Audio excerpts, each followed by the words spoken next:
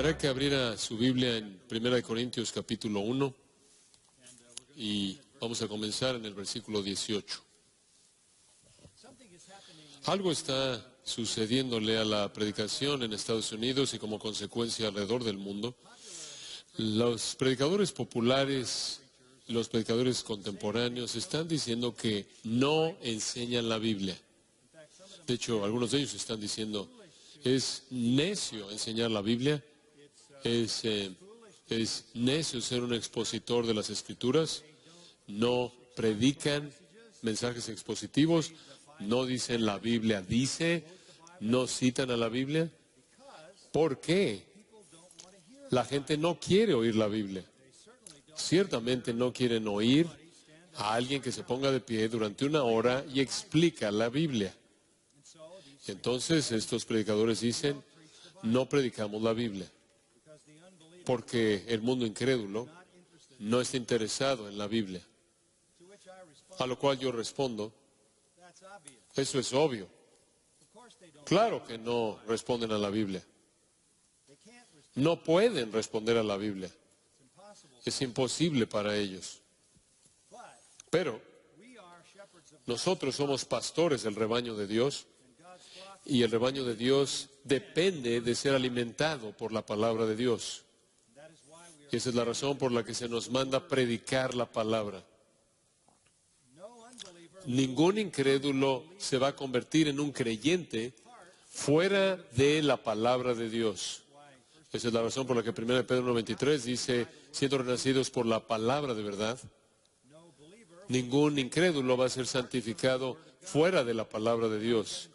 Juan 17:17, Jesús le dijo al Padre, santifícalos en tu verdad, tu palabra es verdad.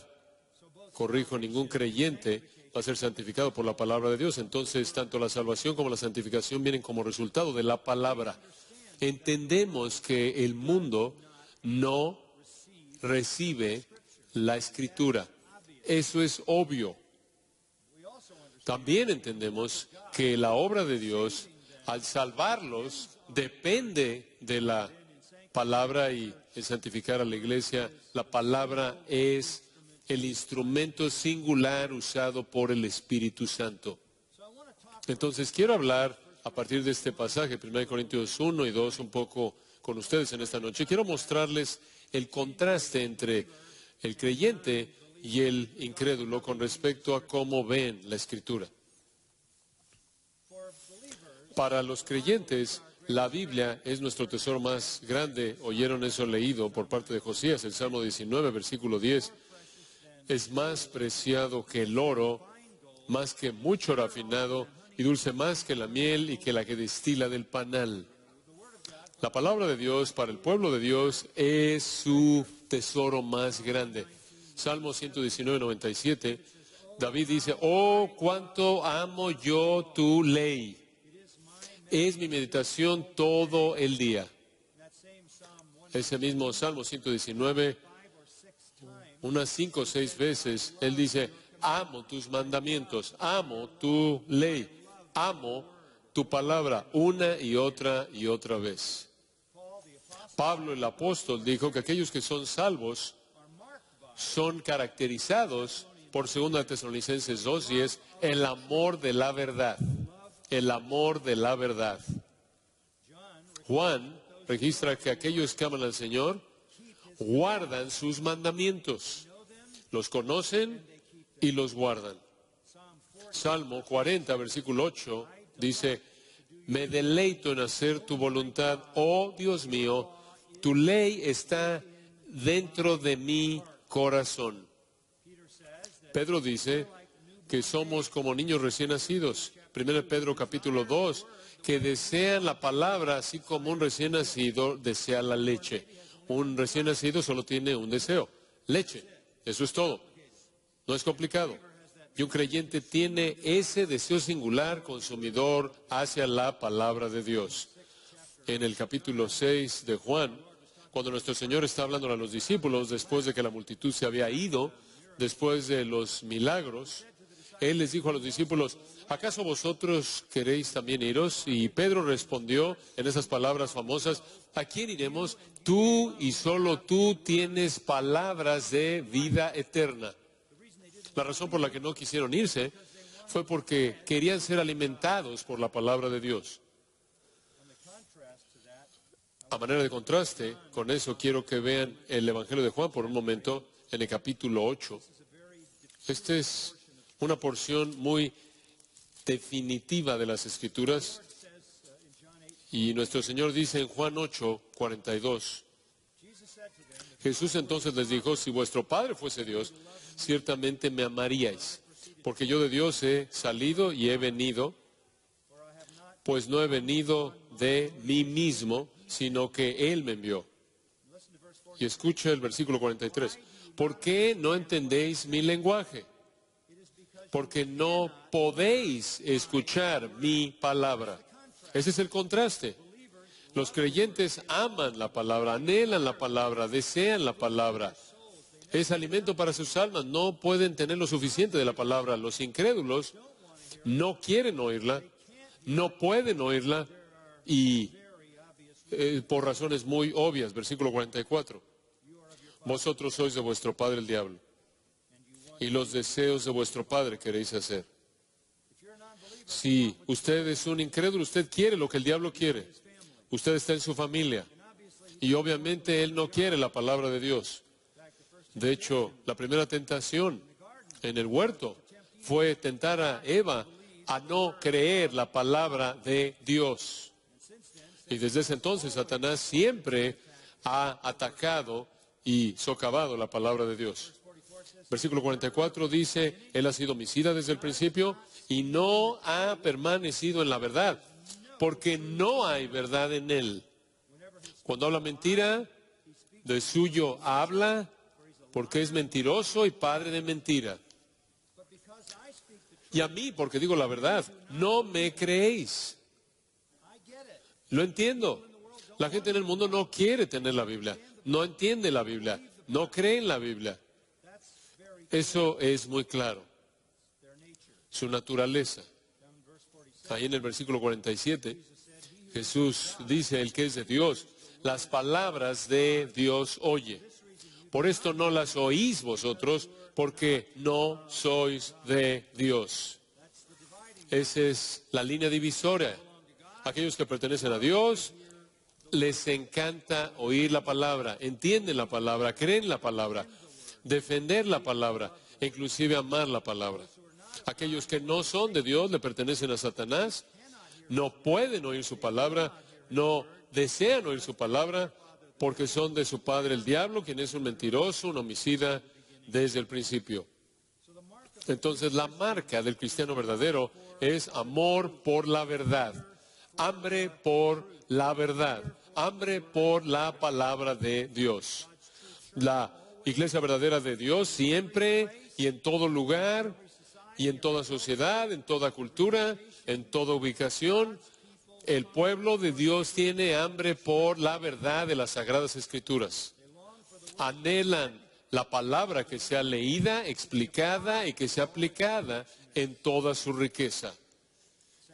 Tristemente, el estudio serio de la palabra de Dios, la labor diligente en las Escrituras, escudriñar a fondo y extraer sus riquezas ricas, profundas, con frecuencia no es lo que el pueblo de Dios recibe.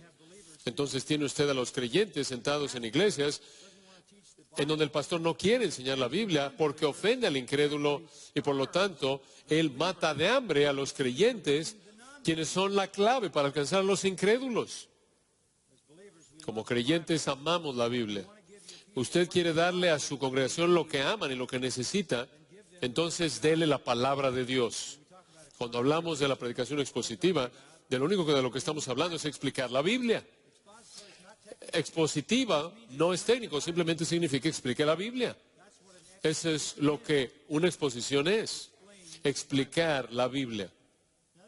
Ahora, eso no me lleva a este pasaje en 1 Corintios, entonces regresemos a él. ¿Por qué amamos la Biblia? ¿Por qué confiamos en ella? ¿Por qué tenemos hambre por ella? ¿Es porque somos más inteligentes? ¿Es porque se nos ha dado un mejor conjunto de evidencias? ¿Por qué amamos la Escritura? La respuesta viene en el pasaje que tenemos frente a nosotros. Vamos a tratar de cubrir desde el 1:18 hasta el capítulo 2. Entonces, no vamos a poder tocar todo. Pero en ningún lugar es el asunto de la obra de Dios mediante la palabra presentada de manera más clara que en este pasaje de la Escritura. Ahora, el tema aquí en la sección es sabiduría divina. La palabra sabiduría o sabio es usada 20 veces en nuestro texto y se presenta como contraste a locura o necedad, lo cual es usada 6 veces. Entonces la sección entera explica por qué algunas personas rechazan la sabiduría de Dios, la cual es la Escritura, incluyendo el Evangelio e incluyendo la cruz, y por qué otras personas aceptan la Escritura y el Evangelio y el mensaje acerca de la cruz. Aquí tenemos diferentes términos usados para describir la palabra de Dios. Es llamado el testimonio de Dios, es llamado la sabiduría de Dios y es llamado la palabra de la cruz. La manera simple de dividir este pasaje serían 2 partes con algo de solapamiento. Parte número 1, punto simple. ¿Por qué los no cristianos rechazan la Biblia? ¿Por qué los no cristianos rechazan la Biblia? Y vamos a comenzar en el versículo 18 y vamos a seguir hasta el capítulo 2, la primera parte del versículo 4 para ver eso. Después, el segundo punto, ¿por qué los cristianos aceptan la Biblia?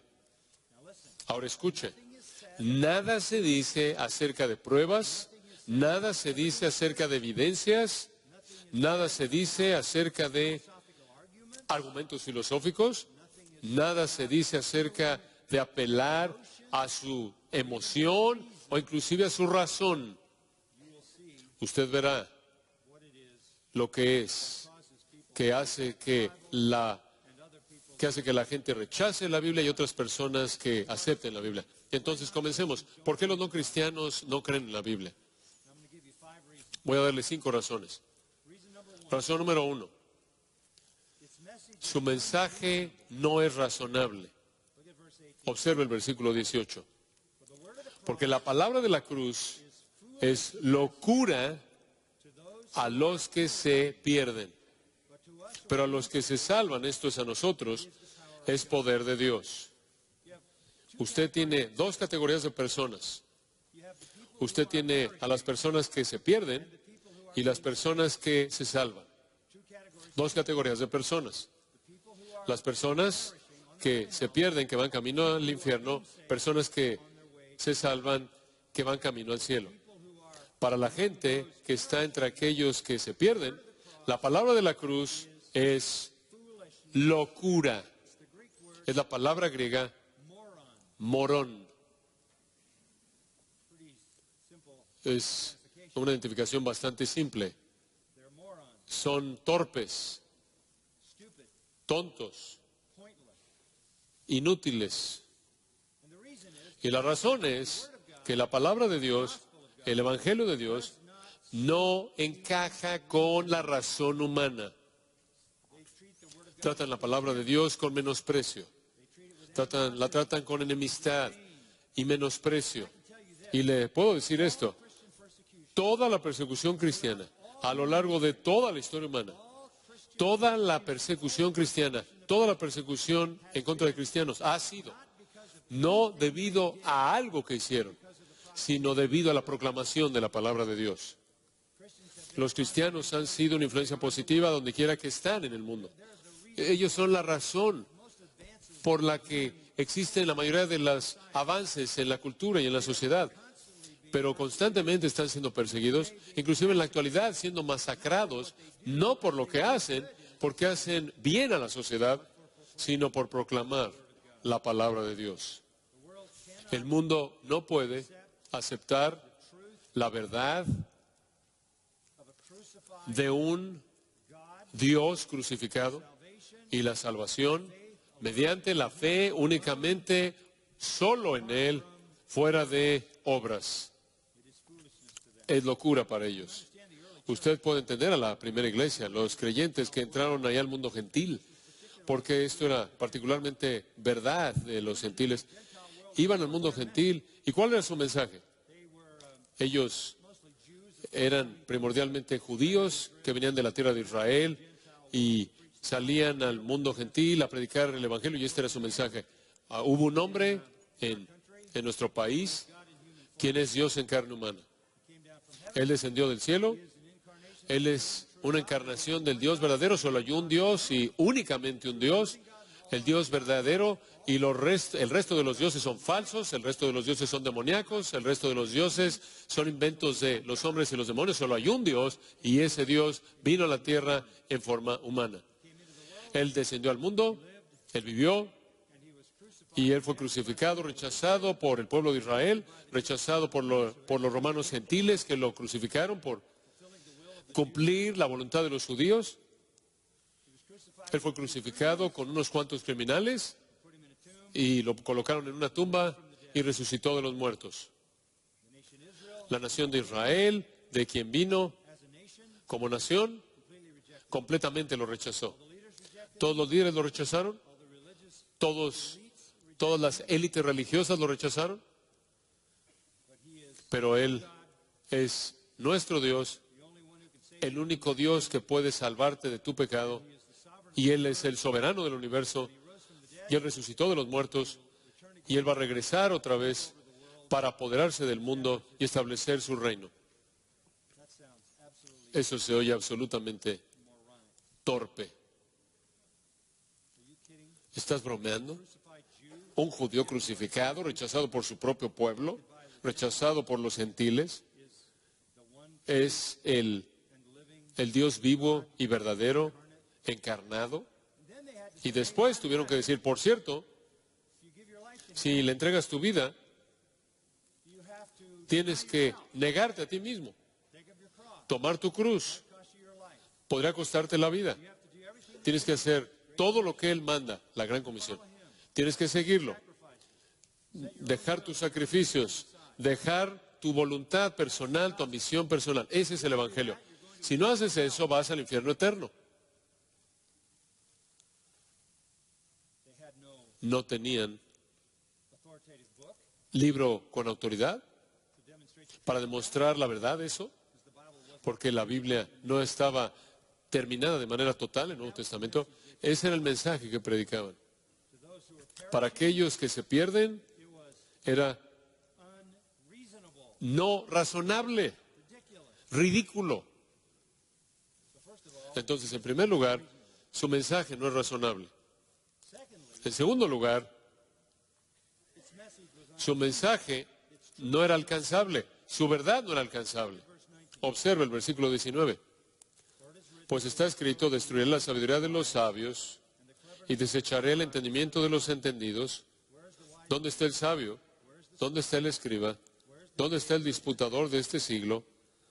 ¿No ha enloquecido Dios la sabiduría del mundo? Pues ya que en la sabiduría de Dios el mundo no conoció a Dios mediante la sabiduría, detengámonos ahí. Ahí está el segundo punto. Usted no puede venir a este conocimiento mediante la razón humana. No es alcanzable. Usted no puede llegar ahí.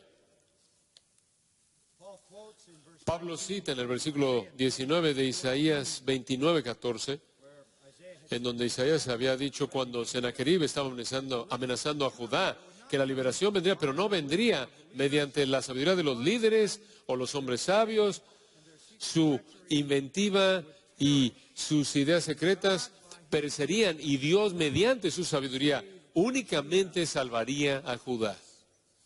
Ese es el mensaje que es citado por Pablo. No está disponible para ninguna mente humana. No es alcanzable. Jeremías 8:9 dice, el hombre sabio, he aquí, ellos han rechazado la palabra de Jehová ¿Y qué sabiduría tienen? El hombre sabio, por su sabiduría, no puede llegar a conocer a Dios. Entonces, ¿dónde está el sabio? ¿Dónde está el escriba? ¿Dónde está el disputador de este siglo? Todos son necios, porque toda la sabiduría acumulada de los hombres junta no puede llegar a conocer a Dios. Esa es la segunda parte del mensaje. No solo les estoy contando una historia imposible de que un judío crucificado es el único Dios, sino que estoy ahí diciéndoles que esto es algo que no pueden, mediante su propia sabiduría humana, entender. ¿En dónde está el filósofo? ¿Dónde está el disputador? ¿Dónde están todas las mentes brillantes?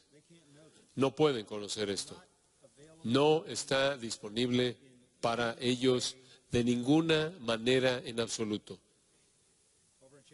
Ahí en el capítulo 3, versículo 18, leemos: nadie se engaña a sí mismo. Si alguno entre vosotros se cree sabio en este siglo, hágase ignorante para que llegue a ser sabio. Porque la sabiduría de este mundo es insensatez para con Dios. Pues escrito está: Él prende a los sabios en la astucia de ellos. Y otra vez, el Señor conoce los pensamientos de los sabios, que son vanos. Esto no solo es insensato, es algo ofensivo. No solo les decimos algo que parece torpe, sino que los insultamos al decirles que, sin importar cuán inteligentes sean, cuán sabios sean, no pueden alcanzar esto. Pablo dice en 2 Corintios, encima de eso, el Dios de este siglo ha cegado sus mentes para que no les resplandezca la luz del Evangelio. Efesios 2, Pablo dice, están muertos en delitos y pecados. Están ciegos, están muertos. Efesios 4, son ignorantes. Están aislados de la vida de Dios. Y eso nos lleva al tercer aspecto de esto. La verdad es necia, no es alcanzable y francamente es increíble. Versículo 22. Los judíos buscan señales y los griegos buscan sabiduría. Los judíos siempre querían señales. Y no es cierto, le decían a Jesús, muéstranos señal, muéstranos señal. Y Él estaba sanando a personas a su alrededor todo el tiempo. Vieron señal tras señal, tras señal, tras señal. Y aún así no creyeron.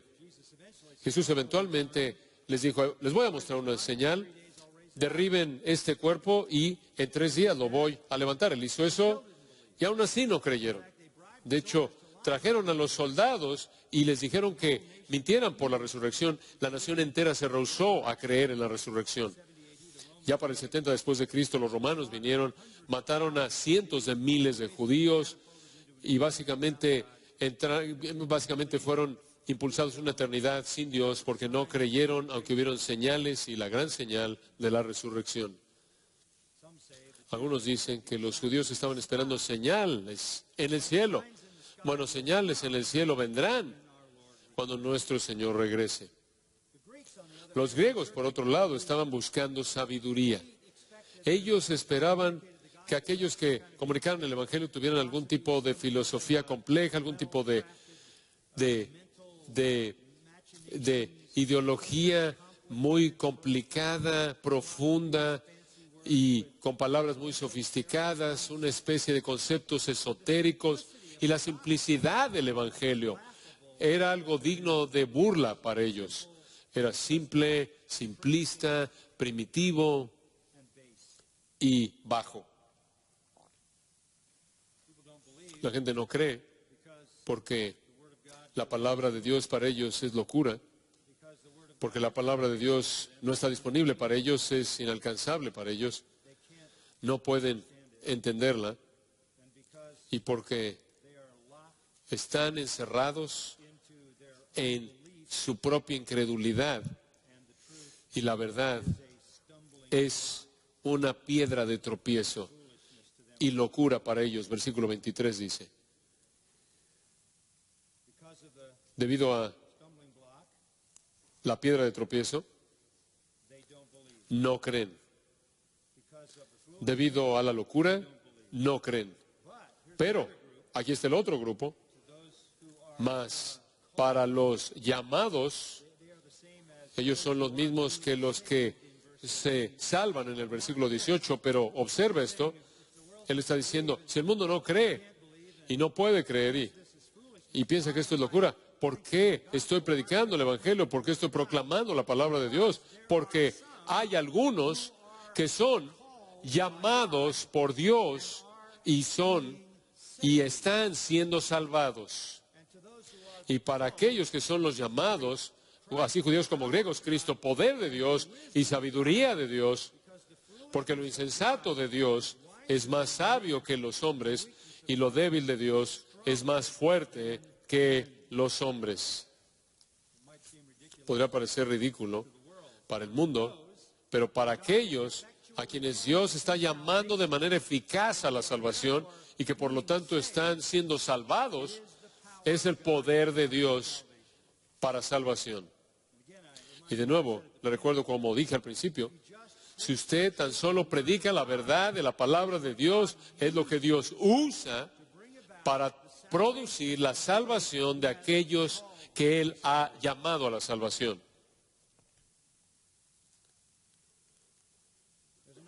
Hay otra razón por la que la gente no cree.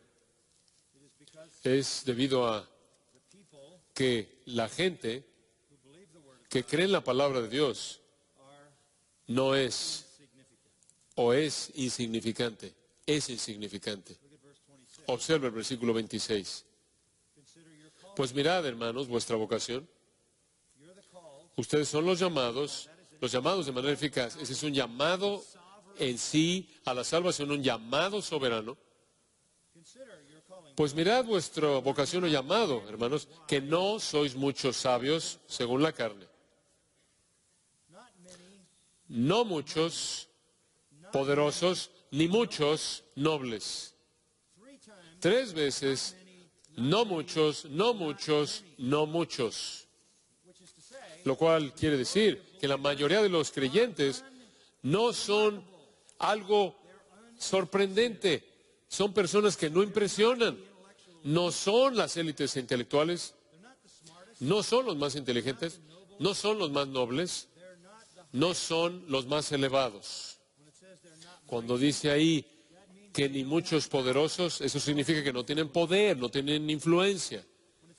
Cuando dice que ni muchos nobles, significa que no son de buena estirpe, no nacieron en un alto rango social. Versículo 27 añade, son lo necio del mundo. Esos son los no preparados académicamente, los de vida baja. Dios escogió a lo necio. Fueron escogidos, fueron llamados y están siendo salvados. Y estas personas son los no preparados académicamente. No solo eso, Dios escogió lo débil del mundo para avergonzar a lo fuerte. Débil significa sin influencia alguna, sin poder alguno. E inclusive avanza. Versículo 28 dice, y lo vil del mundo. Ágones. Ágones significa los no nacidos. Ni siquiera pertenecen a una lista de quién vive. Los no nacidos, los nadies. Y después él va más allá de eso y dice, lo menospreciado. Ese es un verbo que significa considerar como no existente. Y después él inclusive dice eso. Y lo que no es. Tiempo presente de mí, el verbo ser, el verbo soy, ni siquiera existen.